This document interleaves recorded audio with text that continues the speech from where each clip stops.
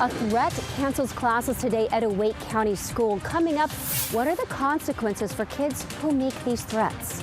And 4 men in Wake County arrested on more than 200 charges. We did catch them in the process of committing the crime. Why investigators believe they're connected to an international organized crime ring. Spring-like temperatures come with spring-like showers. I'm tracking the timing for the weekend and where the heaviest bands will push in. We begin at 5 o'clock with a look at the WRAL live cam network. Rain moving through the area, and look at the temperatures. Areas hit 70 degrees once again today. Tonight's rain will continue, likely affecting your evening commute. And here's a look at the WRAL storm tracker on the Durham Freeway heading toward downtown Durham. The rain really coming down right now as we prepare you for a few rainy days. Thank you for joining us. I'm Gerald Owens. And I'm Deborah Morgan here with meteorologist Mike Mays in the WRAL Severe Weather Center. We are looking live at RDU. A lot of this is just light rain, at least, Mike. Yeah, and it's likely to last through the evening hours. And I think primarily from the triangle area to the north, RDU is getting rain. They've had about 70 for the high. And you can see on the live dual Doppler 5000 radars, we switched to that. And you can see the rain is primarily, Deb, from the triangle area to the north. And most of it's on the light side. You get back to the north and west toward the Triad and up toward Danville and Virginia, and you see those yellows showing up. That's the more in the way of moderate rainfall. And the WRAL storm tracker, Willie Danley, is manning that today, and he is up in Durham right now. And you can see the rain coming down there. If you're watching from Kittrell and also Stovall, Roxborough, Bethel Hill, you're seeing that rain, and it's pushing up toward the northeast, and it will likely last into the evening hours, likely through at least 8 and 9 o'clock. And then overnight, it's an overcast, perhaps some fog, and perhaps some drizzle. So the most steady rain will be with us during our evening commute. It stays warm overnight as well. How about the humidity? Oh my gosh, dew points in some locations got up to 70 today. Our morning low tomorrow about 64. Rain chances, they start to peak on Saturday. Still the possibility into Sunday. Coming up in less than 15 minutes, Deb, I'm going to track that rain with Futurecast for Saturday. See which hours may end up being dry for the day. All right, Mike, thank you. Mark Boyle is in the WRAL Live Center with a check on the road conditions now. Mark? It's slow out there, Deborah. The traffic map showing the red out there indicating the slowdowns. 540 eastbound coming in from Durham by the airport. There's a crash there on the Durham Freeway. There's a couple of issues out in Durham. And if you're headed south into Johnston County past the Gardner area, not terrible as you head south this afternoon. We'll monitor those conditions as well. You talk about travel. Let's talk about the traffic in the air just for a moment. The misery map. There are a few issues out there. Clearly, you can see that storm system that is slowing things down and closer to home right now. A total of 9 cancellations here at RDU today. The number of delays holding just shy of 50. Those numbers could continue to go up, though, this evening as those storms continue to cause problems this afternoon. Back to you. Thank you, Mark. School threats disrupted learning at 2 local schools today. School was closed and classes canceled at Wake Christian Academy after what administrators are calling a credible threat. Tonight, there's new information about that threat. Officials say a student made a phone call yesterday saying they may hurt themselves and others.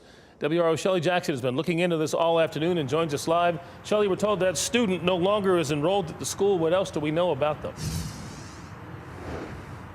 Well, that's right, Gerald. Very few details are available right now, but we have been told by law enforcement the student is no longer enrolled and he or she is not allowed back on campus. The parking lot at Wake Christian Academy would normally be full of cars on a Thursday afternoon, but classes were canceled after administrators learned of a possible threat. Administration team received a call stating that a student was called in a threat to the school, stating that he's going to harm himself and others. Wake County Sheriff's Office is investigating the incident. They have not released the age, grade, or gender of the student. But the student is no longer enrolled at the academy. There was another incident this morning at Wakefield High School. The school was evacuated after the office received a bomb threat around 8:25 a.m. Classes resumed after the campus was searched. Law enforcement treats every call, whether it's credible or a hoax, as if it's real because lives are at stake. Rudy Perez, president of the National Association of School Resource Officers, says an increase in hoax calls are a national trend. You'll get it during test weeks, right? Testing weeks where kids want to get out of testing. I guess it's a trend now. I mean, it slowed down in the beginning of the year. Students making these calls face stiff consequences. Be criminal charges depending on the severity of it. And Perez says consequences have to be enforced. Across the country, we have to begin to prosecute correctly. When the reward of committing a crime continuously outweighs the punishment, and they know nothing's going to happen, you're always going to have that challenge. Now, I have reached out to the school several times. They have not returned my calls. We are still working to confirm if classes are back on tomorrow. Gerald. Shelley Jackson live in Wake County. Thank you, Shelley. Students were forced to leave the building but later returned to Wakefield High School after a bomb threat was made this morning. The call came in around 8:30. School leaders called police and they moved students to the football field while they searched the building. They didn't find any evidence to support the threat. Everyone was allowed back in around 10 o'clock. Now, anyone found responsible will face disciplinary action and possible criminal charges. This is a live look at some Durham public school employees rallying outside despite the heavy rain. They are outside a closed session board meeting right now. We first told you about their concerns almost 2 weeks ago. WRAL's Carly Haynes is at the school board meeting and joins us now live. Carly? Well, yeah, we just started seeing employees and parents gather for this rally. They're wearing red, they're holding up signs, and we just started seeing them filing into the building where this closed session has just gotten underway. In that closed session, that board is going to be talking about personnel matters, followed by their regularly scheduled meeting. This evening, we are expecting to get an update about how much classified staff should expect to be paid for the month of January. DPS administration has already told staff that tomorrow's paychecks will be based on the revised amount, and therefore they're going to be lower. But tonight, the board will likely be updating everyone on whether funds can be allocated to get those staff members a second check that brings them back up to their original pay for this month. So the people rallying here today, they're telling us they're just looking for clarity. I hope that we hear a lot more about how classified staff will be able to keep their pay. I hope we hear more about how the school board plans to hold the district accountable for these really egregious mistakes. And I'm looking forward to hear how the district plans to be more transparent around pay and other policy decisions in the future. And earlier this week, the board's chair also asked the DPS administration to find the funds so the school division would not have to take money back from staff members. So other questions coming out of tonight will be what will happen to the chief financial officer who is currently suspended with pay right now, as well as what will pay look like in the future. So people are coming in here with a lot of questions. Things are up in the air, and they want to know how this pay issue even happened in the first place. Back to you. We'll be following this meeting closely. Carly Haynes reporting live in Durham. Thank you, Carly. The Carolina Panthers have a new head coach. Dave Canales will take over the job, according to the Associated Press and NFL Network. Canales spent last season as the offensive coordinator for the Tampa Bay Buccaneers. Before that, he was the quarterback coach for the Seahawks. This is the second big move for the Panthers this week. On Monday, former Panthers linebacker Dan Morgan was named general manager. Wake County investigators believe the 4 suspects in a string of break-ins targeting high-end homes are connected to a South American theft ring. Those suspects now face 226 charges. Investigators tell WRAL burglars broke into more than 20 homes in Wake County going back to December 2022. Security camera photos from one of those break-ins last month show them dressed all in black as they made their way into a home in the gated Alpine Creek neighborhood. Search warrants reveal a possible connection to a Chilean organized crime group operating across the country. Their method of operation is very consistent in other jurisdictions. And with the information we're getting now, it points and directs to a larger organization, which may be behind it. Investigators say the suspects got away with jewelry, precious metals, and high-end items valued at $1 million from just one home they hit in Wake County. Goldsboro police are investigating a sexual assault report. Police say the victim is a 25-year-old woman. Officers responded shortly after 9 last night to Rockefeller Court. No word yet on a possible suspect. Some good numbers out today show the U.S. economy is doing well. The gross domestic product grew faster than expected in December. The GDP measures the value of all the goods and services we buy. In December, it jumped 3.3%. Most experts expected it to be a full point lower than that. This shows strong growth and slowing inflation. And this report gave stocks a nice push. The Dow finished the day up 242 points. The S&P closed higher for a 6th straight day, thanks to those strong GDP results. It finished up 25. And despite an early morning drop after Tesla's poor earnings report, the Nasdaq also managed to close on an up note. By the way, Tesla shares closed down 12% for its worst day since 2020.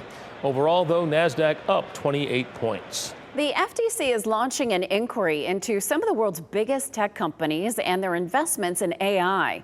Microsoft, Amazon, and Google are all being investigated regarding competition in the AI industry. Each has invested billions of dollars in OpenAI or Anthropic. The FTC has ordered all 5 companies to provide documents about their investment deals. The goal by the FTC is to ensure the tech giants are not bypassing traditional reviews and to understand the impact the deals have on the competitive landscape. A group of people who often feel invisible and overlooked are sharing their stories. We just need this much, you know, because we're both good workers, and so I'm hoping we won't be out here next Christmas this time. I hope we'll be long gone. WRAL cameras joined the point-in-time count in Durham last night, speaking with people experiencing homelessness. Hear from them coming up. Plus at 5:30, a state panel will talk this afternoon about possibly ending coverage for expensive weight loss drugs like Wegovy. We'll let you know what comes out of that meeting.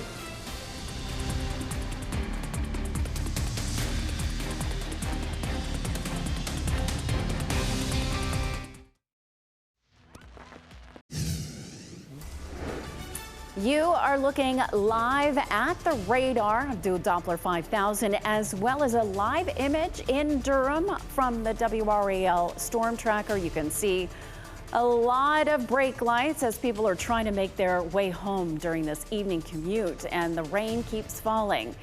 You know, this rain is going to stick with us through the weekend. Meteorologist Mike Mays has your full forecast in less than 5 minutes. Tonight, the new superintendent of Wake County Schools will share the progress he's made in his first 100 days on the job. At 7 p.m., Robert Taylor will meet with staff, students, and community members to summarize his findings. It's happening at Broughton High School, and you can find a live stream of it on WRAL.com. He will also address how Wake County Public Schools will enter the next step of its strategic plan.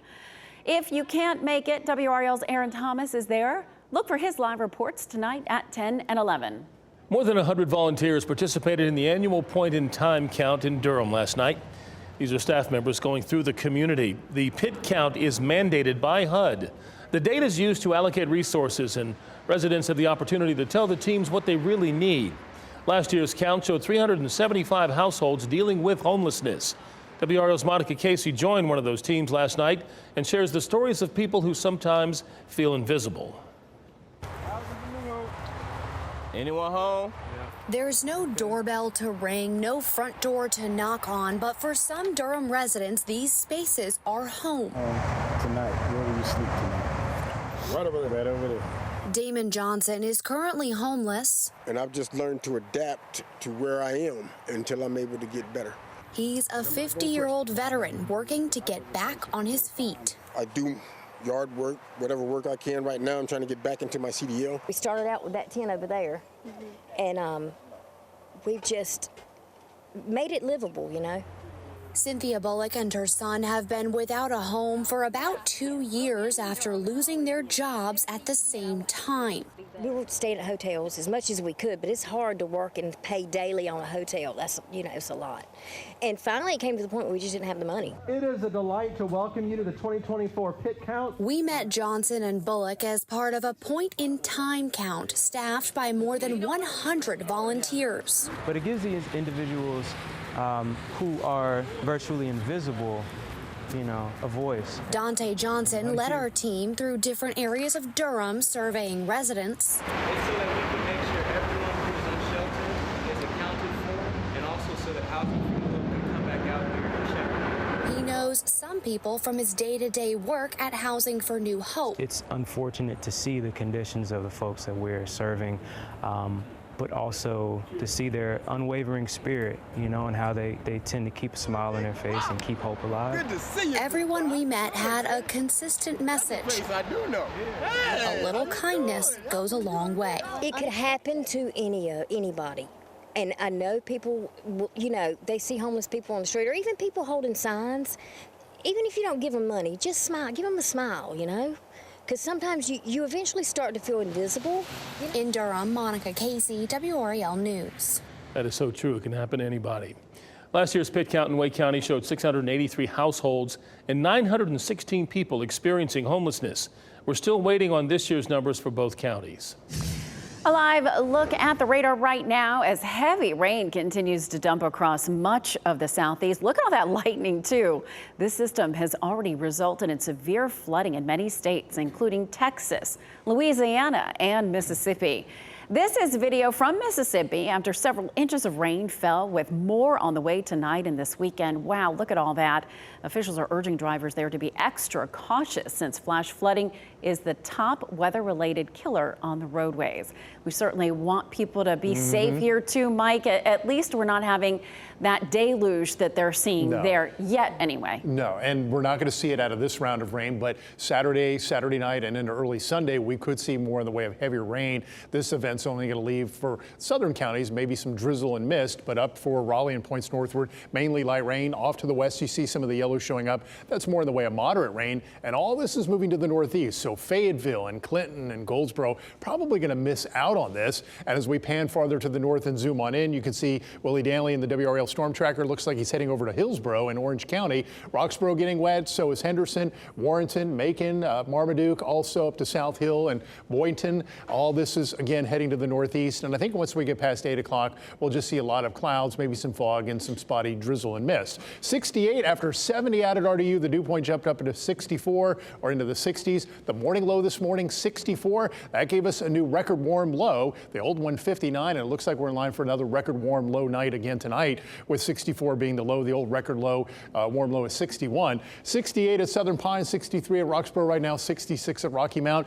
Dodging raindrops for the dog walk this evening, especially if in the northern counties. Temperatures will stay in the 60s. It'll be warm. It'll be humid. A rain jacket instead of a jacket to keep you warm. It's really not going to be all that chilly out there.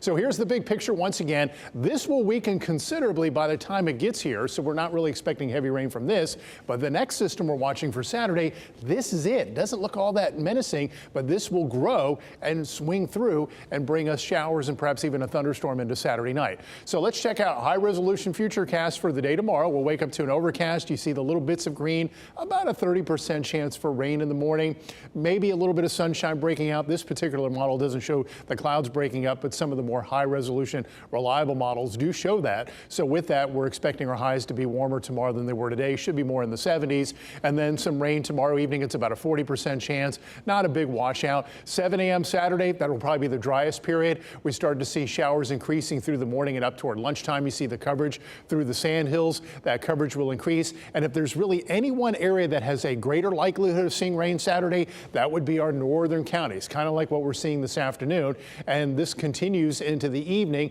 And again, you see more of this into our northern counties. That's likely going to be the case. And then the front will swing through early Sunday. And then we're going to likely see the showers continue through at least lunchtime Sunday.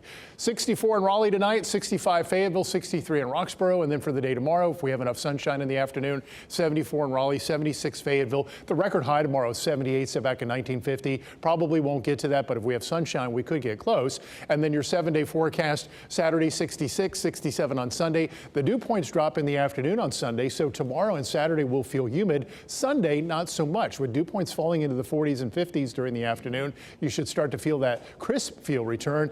Definitely going to have it next week with highs in the 50s, those morning lows back into the 30s. You know, that sounds pretty good, that crisp feel again. Wasn't crisp today.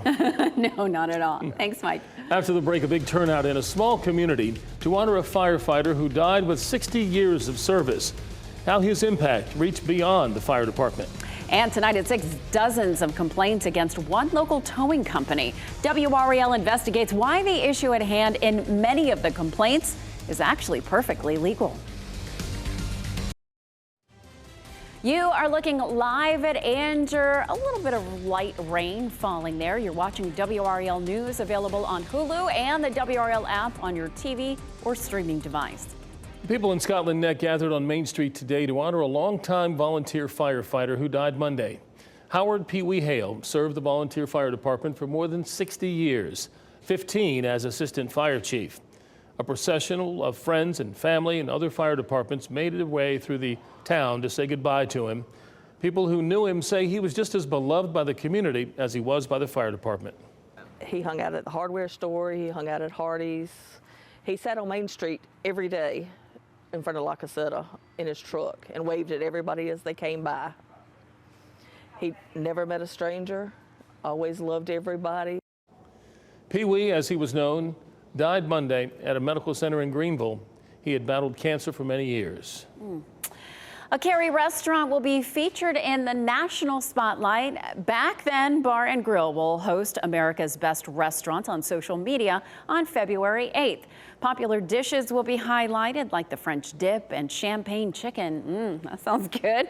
You'll also hear from local owners Tony and Larissa Bassford as they share their family's story. The episode's air date has not yet been announced. We have a traffic alert out of Knightdale as road improvements are made to help the flow of traffic near a right-of-way intersection. It's happening here at Forestville Road and Old Knight Road.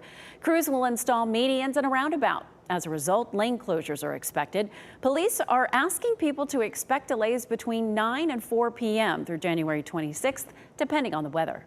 Tonight you can learn how to access mental health resources. The State Health Department is hosting a fireside chat and town hall.